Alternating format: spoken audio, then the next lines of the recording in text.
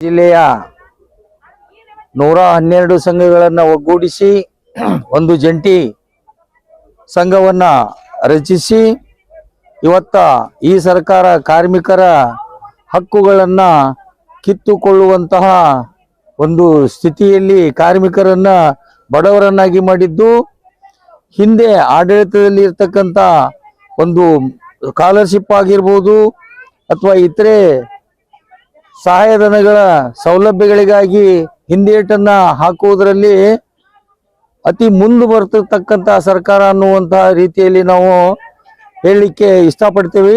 ಜೊತೆಗೆ ಈ ಹಿಂದೆ 1ನೇದಿಂದ 5ನೇ ತರಗತಿವರೆಗೂ 5,000 ಸ್ಕಾಲರ್‌ಶಿಪ್ ಕೊಡ್ತಾ ಇತ್ತು. 6ರಿಂದ 8ನೇ ತರಗತಿವರೆಗೂ 8,000 ಇತ್ತು. 9, 10ಕ್ಕೆ 12,000 ರೂಪಾಯಿಯನ್ನ ಕೊಡ್ತಾ ಇತ್ತು. PUCಗೆ 15,000 ರೂಪಾಯಿಯನ್ನ ಕೊಡ್ತಾ ಇತ್ತು. ಡಿಗ್ರಿಗೆ 25,000 ಕೊಡ್ತಾ ಇತ್ತು. ಡಬಲ್ ಡಿಗ್ರಿ ಅಥವಾ ಇಂಜಿನಿಯರಿಂಗು ನರ್ಸರಿ ಕೋರ್ಸ್ ಮಾಡಿದ್ರೆ ಸುಮಾರು 35ರಿಂದ 50,000 ರೂಪಾಯಿಗಳನ್ನ ಕಾರ್ಮಿಕರಿಗೆ ಕೊಡುವಂತಹ ಕೆಲಸ ಇಲ್ಲಿವರೆಗೂ ನಡೆದಿತ್ತು. ಆದ್ರೆ ಈ ಸರ್ಕಾರ ಆಡಳಿತಕ್ಕೆ ಬಂದು ಕೇವಲ 7 ತಿಂಗಳಲ್ಲಿ ಇಲ್ಲಿವರೆಗೂ ಯಾವುದೇ ಕಾರ್ಮಿಕರಿಗೆ ನಯಾ ಪೈಸೆ ಕೊಡದೇನೆ ಅದರಲ್ಲಿ ಕಡಿತಗೊಳಿಸ್ತಾ ಇದೆ. ಕಾರ್ಮಿಕರ ಮಕ್ಕಳ ಭವಿಷ್ಯವನ್ನ ಕಿತ್ಕೊಳ್ತಾ ಇದೆ. ಕಾರ್ಮಿಕರ ಹಕ್ಕುಗಳನ್ನ ಕಿತ್ಕೊಳ್ತಾ ಇದೆ. 1ನೇ ತರಗತಿಗೆ 1,100, 2ನೇ ತರಗತಿಗೆ 1ರಿಂದ 10ನೇ ತರಗತಿವರೆಗೂ ಏನ್ ಮಾಡಿದಾರ ಅಂದ್ರ 1,100 ಮಾಡಿದಾರ. 10ನೇ ತರಗತಿಗೆ 1,200 ಮಾಡಿದಾರ. PUCಗೆ 3,000 ಮಾಡಿದಾರ. ಡಿಗ್ರಿಗೆ 4,600 ಮಾಡಿದಾರ.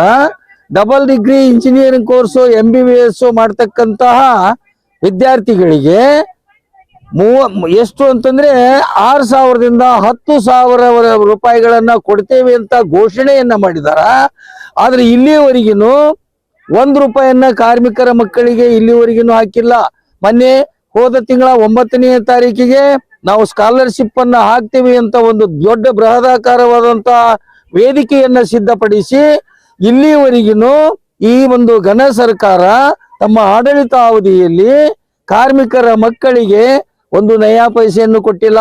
ಇವತ್ತ ನಮ್ಮ ಹಾವೇರಿ ಜಿಲ್ಲೆಯಾದ್ಯಂತ ನಾವು ವಿಚಾರ ಮಾಡಿದಾಗ ಕಾರ್ಮಿಕ ಅಧಿಕಾರಿಗಳು ಏನ್ ಮಾಡ್ತಾ ಇದ್ದಾರೆ ಅಂತಂದ್ರೆ, ಕೂಲಂಕಷವಾಗಿ ಪರಿಶೀಲನೆಯನ್ನ ಮಾಡದೆ ಯಾವುದೇ ಫಲಾನುಭವಿಗಳನ್ನ ನಾವು ನೇರವಾಗಿ ಮುಟ್ಟದೆ ಎಲ್ಲೋ ಒಂದು ಆಫೀಸ್ನಲ್ಲಿ ಕುತ್ಕೊಂಡು ಐಷಾರಾಮಿ ಒಂದು ಹೋಟೆಲ್ನಲ್ಲಿ ಕುತ್ಕೊಂಡು ಅವರನ್ನ ಫೋನ್ ಮಾಡಿ ಕೇಳುತ್ತಾ ನೀವು ಏನ್ ಕೆಲಸ ಮಾಡ್ತೀರಿ ಅಂತ ಹೇಳಿದಾಗ ಅವ್ರು ಯಾವುದೋ ಒಂದು ವಿಚಾರದಲ್ಲಿ ಕೂಲಿ ಅಂತ ಹೇಳುವಂತ ವಾಡಿಕೆ ನಮ್ಮ ಹಾವೇರಿ ಜಿಲ್ಲೆಯಲ್ಲಿ ಅದನ್ನೇ ಏನು ಪರಿಗಣಿಸಿಕೊಂಡು ಕೂಲಿ ಅಂದ್ರೆ ಇವ್ರು ಕಾರ್ಮಿಕರಲ್ಲ ಅನ್ನುವಂತ ನಿರ್ಧಾರವನ್ನು ತೆಗೆದುಕೊಂಡು ಹೋಗಿರ್ತಕ್ಕಂತಹ ವಿಚಾರಗಳು ಈಗ ಸದ್ಯ ಆಗಿದೆ. ಅದಕ್ಕೆ ನಮ್ಮ ಜಂಟಿ ಸಂಘದಿಂದ ನಾವು ಏನ್ ವಿಚಾರವನ್ನ ಮಾಡ್ತಾ ಇದ್ದೇವೆ ಅಂತಂದ್ರೆ, ಮಾನ್ಯ ಘನ ಸರ್ಕಾರ ನಿರ್ಧಾರವನ್ನ ತೆಗೆದುಕೊಂಡಿದ್ದನ್ನು ನಾವು ಕೂಡ ಸಂಘಗಳ ವತಿಯಿಂದ ಸ್ವಾಗತಿಸ್ತೇವೆ. ಆದ್ರೆ ನೀವು ನೇರವಾಗಿ ಬಂದು ಫಲಾನುಭವಿಗಳು ಹೌದು ಅಲ್ಲೋ ಅನ್ನುವಂತಹ ವಿಚಾರವನ್ನ ಸ್ಥಳ ಪರಿಶೀಲನೆ ಮಾಡಿ ಯಾರು ಕಾರ್ಮಿಕರು ಅಲ್ಲ ಅಂತವರನ್ನ ನಿರ್ದಾಕ್ಷಿಣ್ಯವಾಗಿ ನೀವು ತೆಗೆದು ಹಾಕ್ಲಿಕ್ಕೆ ಅಡ್ಡಿ ಇಲ್ಲ ಅನ್ನುವಂತಹ ವಿಚಾರವನ್ನು ಕೂಡ ಇವತ್ತು ನಾವು ಮನವಿಯಲ್ಲಿ ಇಟ್ಟಿದ್ದೇವೆ. ಜೊತೆಗೆ ನಿಜ ಕಾರ್ಮಿಕರ ಹಕ್ಕುಗಳನ್ನ, ನಿಜ ಕಾರ್ಮಿಕರಿಗೆ ದೊರಕತಕ್ಕಂತ ಸೌಲಭ್ಯಗಳನ್ನ ಸಂಪೂರ್ಣವಾಗಿ ಮೊಟಕುಗೊಳಿಸ್ತಾ ಇದ್ದೀರಿ. ಈಗ 2022ರಲ್ಲಿ ಇರ್ತಕ್ಕಂತ ಅರ್ಜಿಗಳು ಹೆರಿಗೆ ಇರ್ಬೋದು, ವೈದ್ಯಕೀಯ ಇರ್ಬೋದು, ಮದುವೆ ಇರ್ಬೋದು, ಇವೆಲ್ಲವುಗಳನ್ನ ಏನ್ ಮಾಡಿದಾರ ಅಂತಂದ್ರ ಇಲಾಖಾ ಅಧಿಕಾರಿಗಳು ಸರಿಯಾಗಿ ಮಾಡ್ತಾ ಇಲ್ಲ. ಯಾಕೆ ಮಾಡ್ತಾ ಇಲ್ಲಪ್ಪ ಅಂತಂದ್ರೆ, ಈ ಒಂದು ಸರ್ಕಾರದ ಒಂದು ವಿಚಾರವನ್ನ ತೆಗೆದುಕೊಂಡಾಗ ಅವರು ಹೇಳಿದಂತೆ ಇವರು ಕೂಡ ಆ ಕೆಲಸವನ್ನ ಮಾಡ್ಲಿಕ್ಕತ್ತಿದ್ದಾರೆ. ನಿಜವಾದ ಕಾರ್ಮಿಕರನ್ನ ಪರಿಶೀಲನೆ ಮಾಡ್ತಾ ಇಲ್ಲ. ನಡುವೆ ಏಜೆಂಟ್ಗಳ ಹಾವಳಿಯಿಂದ ಏನೋ ಮಾಡ್ಲಿಕ್ಕತ್ತಿದಾರ, ಅಂತವ್ರಿಗೆ ದುಡ್ಡು ಬೀಳ್ತಾ ಇದೆ, ಹಣ ಬೀಳ್ತಾ ಇದೆ. ನಿಜ ಕಾರ್ಮಿಕರಿಗೆ ಇವತ್ತು ಸರ್ಕಾರದಿಂದ ಅಥವಾ ಅಧಿಕಾರಿಗಳಿಂದ ಯಾವುದೇ ಲಾಭ ಸಿಗ್ತಾ ಇಲ್ಲ. ಕಳೆದ 1.5 ವರ್ಷದಿಂದ ಇರ್ತಕ್ಕಂಥ ಸಹಾಯಧನಗಳ ಅರ್ಜಿಗಳನ್ನು ಕೂಡ ಇಲ್ಲಿವರೆಗೂ ಏನ್ ಮಾಡಿಲ್ಲ ಅಂದ್ರ ಮಂಡಳಿಯಿಂದ ದುಡ್ಡನ್ನ ಹಾಕಿಲ್ಲ.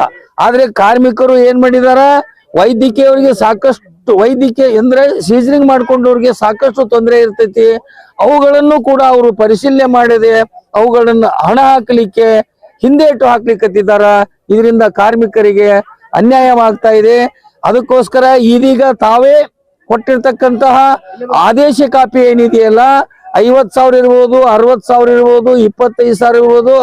ಆ ಒಂದು ಆದೇಶ ಕಾಪಿಯನ್ನ ಸಂಬಂಧಪಟ್ಟಂತ ಇಲಾಖೆಗೆ ಹಾಕಿದ್ರು ಕೂಡ ಇಲ್ಲಿವರೆಗಿನೂ ಆ ಹಣ ಬಂದು ಮುಟ್ಟಿಲ್ಲ. ದಯವಿಟ್ಟು ನಾನು ಮಾಧ್ಯಮ ಮಿತ್ರರಿಗೆ ವಿನಂತಿಯನ್ನ ಮಾಡ್ಕೊಳ್ತಾ ಇದ್ದೀನಿ. ಈ ನಮ್ಮ ಕಾರ್ಮಿಕ ಸಂಘಗಳ ಒಂದು ಪರಿಸ್ಥಿತಿ ಯಾವ ರೀತಿಗೆ ಬಂದಿದೆ ಅಂತಂದ್ರ ಬೀದಿಯಲ್ಲಿ ದೂಕಿಲ್ಲ, ಇವರನ್ನ ಗಟಾರದಲ್ಲಿ ದೂಕಿ ಗಹಗಹಿಸಿ ನಗ್ತಾ ಇದೆ ಈ ಸರ್ಕಾರ ಅನ್ನುವಂತ ಮಾತನ್ನ ತಿಳಿಸುತ್ತಾ, ಮಾಧ್ಯಮದವರು ನಮಗೆ ಸಹಕಾರವನ್ನು ಕೊಟ್ಟು ನಮ್ಮ ಬೇಡಿಕೆಗಳಿಗೆ ಸ್ಪಂದಿಸಿ ಮಾನ್ಯ ಘನ ಸರ್ಕಾರದ ಒಂದು ವಿಚಾರಕ್ಕೆ ತಾವೆಲ್ಲ ಹೇಳಿ ನಮ್ಮ ಕಾರ್ಮಿಕರಿಗೆ ತಾವು ಕೂಡ ಸಹಕಾರ ನೀಡ್ತೀರಿ. ನಮಗೇನು ಅಭ್ಯಂತರ ಇಲ್ಲ. ಯಾಕಂದ್ರೆ ಒಬ್ಬ ಯಾರೇ ವ್ಯಕ್ತಿ ಒಂದ ಕಟ್ಟಡ ಕಾರ್ಮಿಕರ ಬಗ್ಗೆ ಬರ್ತಾರಂದ್ಮೇಲೆ ಒಂದು ಮೀಟಿಂಗ್ ಕೂಡಿಸ್ಬೇಕು. ಎಲ್ಲಾ ಸಂಘದವ್ರನ್ನ ಸೇರಿಸಿ ಈ ತರ ಎಲ್ಲ ಬರ್ತಾ ಇದ್ದಾರೆ, ನಿಮ್ಮ ಸಂಘಟನೆಗಳಲ್ಲಿ ನೀವು ಮೆಂಬರ್ಸ್ಗಳು ಯಾವ ತರ ಮಾಡಿದ್ದೀರಿ, ನಿಜವಾದ ಕಾರ್ಮಿಕರು ಏನು ಅಲ್ಲ ಅಂತ ಹೇಳಿ ಒಂದು ಪರಿಶೀಲನೆ ಮಾಡಿಲ್ಲ. ಅವರು ನೇರವಾಗಿ ಬಂದು ಹಾವೇರಿ ಜಿಲ್ಲೆಗೆ ಟಾರ್ಗೆಟ್ ಮಾಡಿದ್ದಾರೆ. ಯಾಕ್ರಿ ಇಡೀ ರಾಜ್ಯದಲ್ಲಿ ಎಲ್ಲಾ ಜಿಲ್ಲೆಗಳು ಇಲ್ವಾ?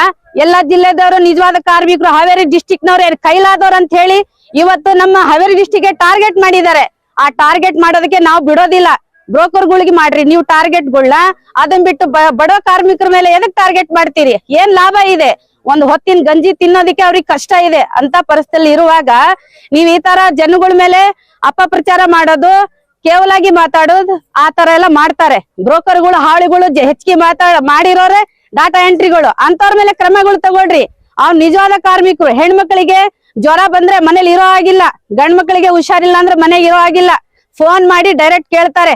ಎಲ್ಲೋ ಐಬಿಯಲ್ಲಿ ಎಲ್ಲೋ ಲಾಡ್ಜ್ ಅಲ್ಲಿ ರೂಮ್ ಮಾಡ್ಕೊಂಡು ಆರಾಮಾಗಿ AC ರೂಮ್ ಅಲ್ಲಿ ಕುತ್ಕೊಂಡು ನಮ್ಮ ಬಡ ಕಾರ್ಮಿಕರಿಗೆ ಫೋನ್ ಮುಖಾಂತರ ಕೇಳ್ತಾರೆ, ನೀನ್ ನಿಜವಾದ ಕಾರ್ಮಿಕನಾ?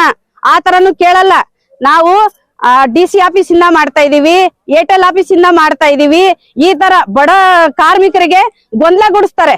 ಗೊಂದಲ ಗುಡಿಸಿದ್ರೆ ಅವ್ರು ಮಾಡುವಂತ ಕೆಲ್ಸಗಳು ಮರಿಬೇಕು. ಆ ತರ ಮಾಡ್ಬಿಟ್ಟು ಇವತ್ತು ಎಷ್ಟೋ ಕಾರ್ಡ್ಗಳು ರದ್ದು ಮಾಡ್ತಾ ಇದ್ದಾರೆ. ಈ ತರ ಎಲ್ಲ ಆಗ್ಬಾರ್ದು ಅಂತ ಹೇಳಿ ನಾನೆಲ್ಲ ಒಕ್ಕೂಟ ಸಂಘದಿಂದ, ಜಂಟಿ ಸಂಘದಿಂದ ನಾನು 2 ಮಾತನಾಡಕ್ಕೆ ಅವಕಾಶ ಬೇಕು.